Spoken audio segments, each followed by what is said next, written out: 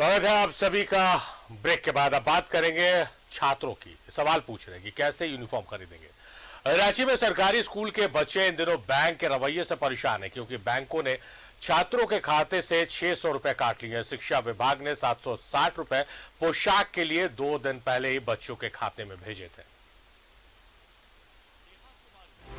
रिंकी कुमारी, नंदिनी कुमारी, प्रीति रानी, ये कुछ ऐसे नाम हैं जिनके खातों में शिक्षा विभाग ने स्कूली पोशाक के लिए 760 रुपए भेजे थे। बच्चियां खुश थी कि उनके पास अब नई स्कूल ड्रेस होगी। जब बच्चे अपना पासबुक लेकर बैंक पैसा निकालने गए तो पता चला कि बैंक ने मिनिमम बैलेंस के रूप में 3-3 किस्तों में 600 रुपए काट लिए। ये कहानी किसी एक स्कूल की नहीं है, बल्कि अधिकतर स्कूलों में बच्चों के साथ ऐसा ही हुआ है। हद तो ये कि राशि एक ही दिन में काट ली गई। हम लोग को बैंक में आया 760 रुपया ड्रेस खरीदने के लिए, अब उसमें से 656 रुपया कट गया। अब हम लोग ड्रेस कैसे खरीदेंगे, इतना काट लेगा तो। सर हम लोग को ड्रेस खरीदना था, इसीलिए सबका पैसा कट रहा है। तो हम लोग का पैसा कटा है 1100 कम से कम कटा हुआ है, इसीलिए हम लोग को ड्रेस लेना है, इसीलिए हम लोग को दिक्कत हो रहा है। बैंक में पैसा आया 760 रुपया, बैंक गया तो देखे 600 रुपया कुछ रुपया कट गया, तो हम ड्रेस कैसे खरीदेंगे सर। हम लोग बहुत दुखी है सर। अभी हाल ही में शिक्षा विभाग ने बैंकों को पत्र लिखकर बच्चों के खाते से पैसा ना काटने का आग्रह किया था, लेकिन इस आदेश की बैंकों ने ऐसी तैसी कर डाली। किसी बच्चे खाते में पैसे इस तरह काटे गए कि बैलेंस 0 पर जा पहुंचा। शिक्षक परेशान है, बैंक वाले उनसे सीधे मुंह तक बात नहीं कर रहे। तो हमने आज बच्चों का अपडेट कराया, क्योंकि बच्चे अभी ड्रेस में नहीं आ पा रहे थे। किसी तरह से हमने बच्चों से एक सेट ड्रेस खरीदवाया था, जो कि वो बहुत मुश्किल में खरीदे थे, क्योंकि जग जाहिर है कि सरकारी स्कूल में किस तबके के बच्चे आते हैं। तो हमने जब अपडेट कराया तो हमने देखा कि 760 रुपये बच्चों का ड्रेस का आया था, वो बच्चों का कटते कटते बैंक से एकदम 600 रुपया कट गया है। सरकारी स्कूल के बच्चे को जो भी पैसे आते वो कटना नहीं चाहिए, ऐसा कदापि नहीं होना चाहिए, अन्यथा बच्चे जो है इससे हतोत्साहित होंगे और बच्चे की जो जरूरत की चीजें हैं जो उनको खरीदना चाहिए पठन पाठन के लिए, वो उसके नहीं खरीद पाए। सवाल ये नहीं कि बच्चों के खाते से पैसे गायब हो रहे हैं, सवाल ये है कि शिक्षा विभाग इस समस्या का समाधान कैसे निकालेगा। धांधली से बचने के लिए सरकार ने स्कूली पोशाक के पैसे बच्चों के बैंक खाते में भेजना शुरू कर दिया, लेकिन मिनिमम बैलेंस के रूप में बैंक वालों ने पाई काटना शुरू कर दिया। लिहाजा बच्चों के खाते में शून्य बटा सन्नाटा रह गया। लिहाजा गरीब बच्चे पुराने ड्रेस और फटे जूते में स्कूल आ रहे हैं। करमन देवाशीष के साथ अजय लाल, न्यूज 11 रांची। तो ये गड़बड़ झाला है। सरकार पोशाक खरीदने के लिए, यूनिफॉर्म खरीदने के लिए बच्चों के अकाउंट में पैसे भेजती है और बैंक मिनिमम बैलेंस के नाम पर उस अमाउंट को, उस पैसे को काट लेता। सीधे रुक करेंगे अजय लाल का। अजय हमारे सहयोगी हमारे साथ है। अजय, हमने खबर दिखा दी दर्शकों को, और किस मुद्दे पर हम चर्चा करें ये भी दर्शक समझ गए। लेकिन जो कंपनीज होती हैं, जिसके एम्प्लॉयज होते हैं, 0 बैलेंस एक अकाउंट खोला जाता है, उसमें जो सैलरी आती है, अगर पूरी सैलरी आप विड्रॉ एक बार में भी कर लीजिए और पूरे महीने आपका अगर 0 बैलेंस भी है तो बैंक उसमें कोई चार्ज नहीं लगाती है, क्योंकि उस शर्त के साथ ही खुलता है कि वो 0 बैलेंस अकाउंट रहेगा।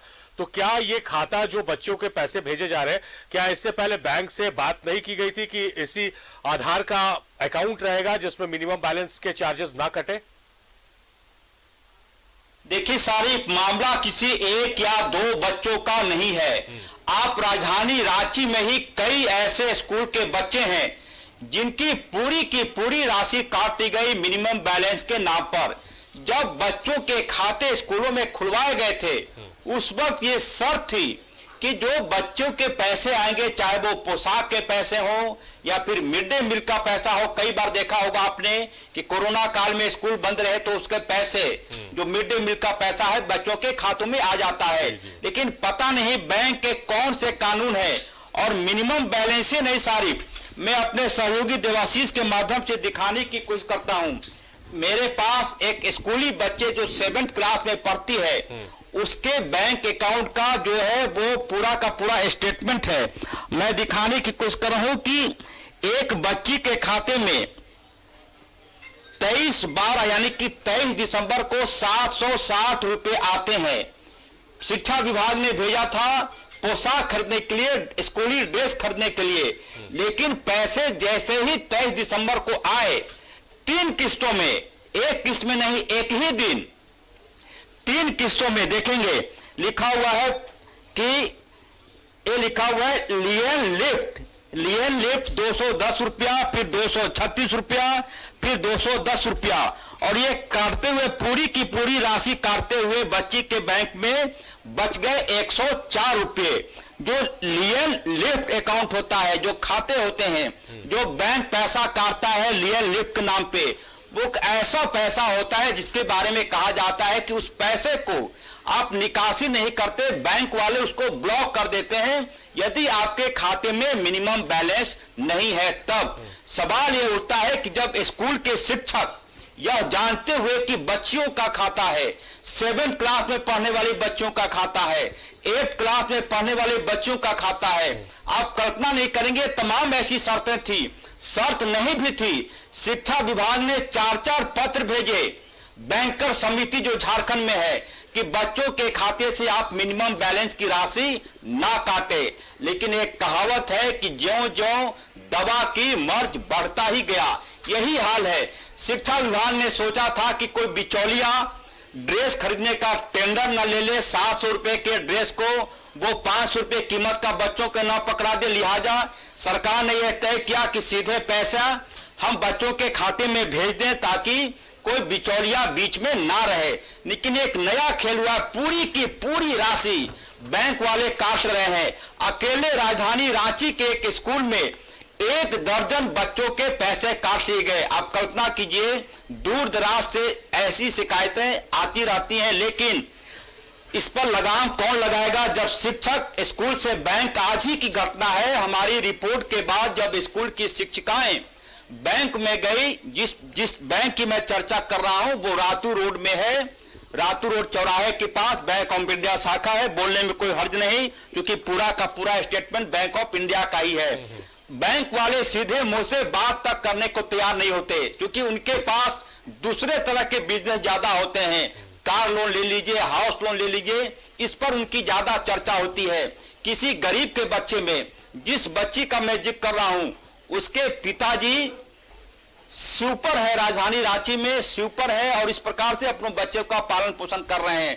मैंने देखा पूरे जूते फटे हुए थे पैर में।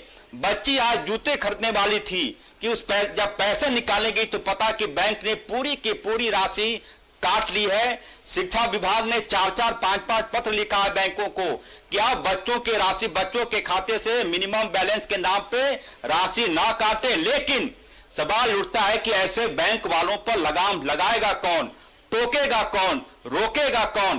पत्र लिख देने से बैंक वाले इतने ज्यादा समझदार हो जाएं कि बच्चों के बैंक से, खाते से वो पैसा ना निकालें। मुझे लगता है कि इतनी ज्यादा राम राज की कल्पना हमें और आपको नहीं करनी चाहिए। ये चर्चा आई है, इसका फॉलोअप रिपोर्ट भी मैं करूंगा और देखूंगा कि क्या शिक्षा सचिव, जो राज्य में नए शिक्षा सचिव आए हैं, K Ravi Kumar, honest IAS officer हैं, उनके बारे में कहा जाता है कि वो गलत को कभी भी किसी भी कीमत पर बर्दाश्त नहीं करते। राज्य के शिक्षा मंत्री जगन्नाथ महतो उड़ीसा गए हुए थे, आज वो दोपहर में लौटे हैं उड़ीसा से, पुरी में वो पूजा करने गए थे, तो उनसे मेरी बातचीत नहीं हो पाई है। लेकिन मुझे लगता है कि इस खबर के बाद राज्य के स्कूली शिक्षा मंत्री जगन्नाथ महतो जरूर बेचैन होंगे। और इस वक्त भी जब हमारी आपसे बातचीत हो रही है, सुबह के शिक्षा मंत्री जगन्नाथ महतो न्यूज 11 पर इस रिपोर्ट को देख रहे हैं। उनका बार बार मेरे मोबाइल पर फोन आ रहा है, मैं कॉल रिसीव नहीं कर पा रहा हूं क्योंकि आपसे बातचीत हो रही है।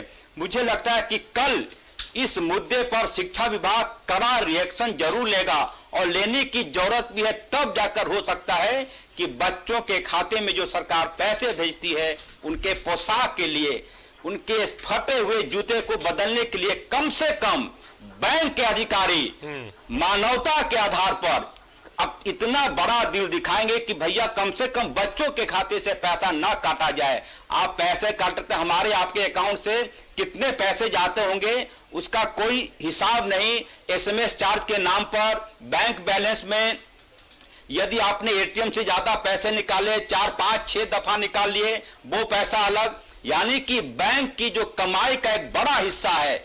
मुझे लगता है कि इसका एक माध्यम यह भी है कि आप मिनिमम बैलेंस के नाम पे राशि काट लीजिए, चिल्लाना वाला चिल्लाता रहेगा, नहीं सुनने वाला कोई सुनेगा नहीं, और ऐसे ही सब कुछ चलता रहेगा। मुझे लगता है कि सुबह के शिक्षा मंत्री जगन्नाथ महतो इस मामले पर जरूर जाहिर संज्ञान तौर पर, लेंगे, क्योंकि क्योंकि शिक्षा मंत्री जगन्नाथ महतो इस तरह के मामले में काफी संवेदनशील है और उनके विभाग की तरफ से जब पत्र भेजा गया है, 2-2, 3-3 पत्र भेजा गया, तो ऐसे में बैंकों को अपनी जिम्मेदारी समझना चाहिए। हर बार चाबुक लेकर कार्रवाई हो तब आप अपने दायित्व को निभाएं, ये जरूरी नहीं है। सबसे पहले तो इस बात को सुनिश्चित किया जाना चाहिए कि जो पैसे बच्चों के कटे हैं वो उनके अकाउंट में भेजे जाए और आगे फिर बैंक ऐसी हिमाकत ना करे। बहुत शुक्रिया अजय, इस खबर को प्रकाश में लाने के लिए आपका बेहद शुक्रिया।